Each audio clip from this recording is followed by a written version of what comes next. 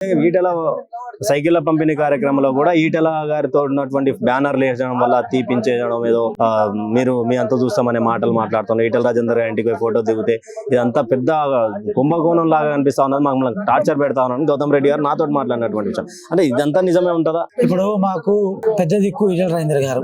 మాకు ఏ ఆపద వచ్చినా సంపద వచ్చినా ఆరోగ్యపరంగా గానీ హెల్త్ విషయంలో గానీ ఏ విషయంలో అయినా కూడా తన దగ్గరకు వచ్చి మా బాధ చెప్పుకొని మా ప్రాబ్లమ్స్ క్లియర్ చేసుకుని పోయేటోళ్ళం మేము.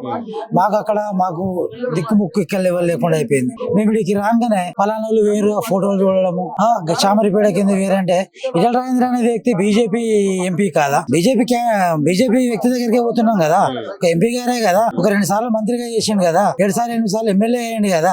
మేము వేరే పార్టీ కాడికి పోతలేము కదా. మేము వీడికి వస్తామని చెప్పేసి అక్కడ ఉన్న ఈటెల రాజేందర్ వర్గానికి సంబంధించిన అందరినీ వాళ్ళు పక్కా పెట్టడము, రేపు స్థానిక ఎలక్షన్స్ వస్తాయని మీ బీఫామ్లు చేయమని చెప్పడము, ఈ రకంగా చాలా ఇబ్బందులకు గురి చేసుడు, ఫ్లెక్సీలలో తన ఫోటో పెట్టిన ఇబ్బంది పెట్టుడు, ఆ టైప్ లో.